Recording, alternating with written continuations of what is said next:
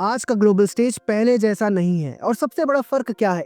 भारत अब बातचीत का हिस्सा नहीं, बातचीत का दिशा निर्देशक है। एक वक्त था जब इंडिया को सिर्फ सुनना पड़ता था और अब दुनिया सुन रही है। This week it wasn't just diplomacy, it was a strategic master class.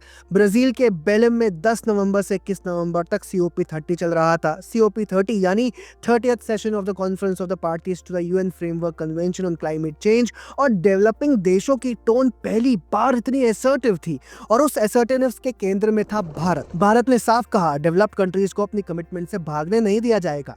Paris agreement की जिम्मेदारी डेवलपिंग नेशंस के सिर पर नहीं डाली जाएगी और गोल पोस्ट शिफ्टिंग अब बंद होगा। जो लाइन पहले डेवलपिंग नेशंस बोलने से घबराते थे, वो अब इंडिया कॉन्फिडेंटली कह रहा है, क्लाइमेट फाइनेंसिंग आपकी लीगल रिस्पॉन्सिबिलिटी है। हम फेवर नहीं मांग रहे, फेयरनेस मांग रहे हैं।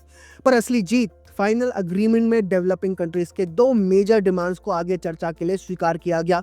डिप्लोमेसी में इसे कहते हैं win without escalation. India didn't protest, India negotiated, India shifted the narrative.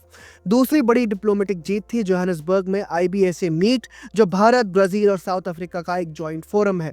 India ने ब्राजील और साउथ अफ्रीका दोनों को टेररिज्म पर एक कॉमन स्टैंड पर लाया, UNHC रिफॉर्म्स पर अलाइन किया। तीनों देश हाल ही में ट्रंप की एग्रेसिव टैरिफ पॉलिसी फेस कर चुके हैं।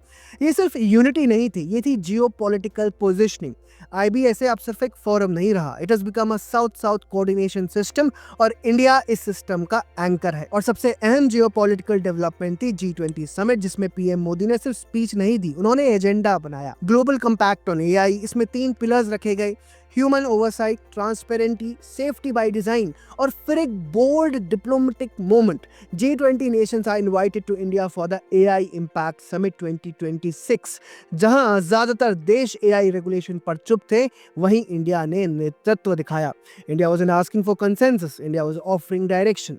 क्लाइमेट से AI तक, IBSA से G20 तक, इस हफ्ते भारत ने सिर्फ पार्टिसिपेशन नहीं किया, भारत ने ग्लोबल रूल बुक लिखना शुरू किया और दुनिया का रिस्पॉन्स साफ है, where India leads the world follows।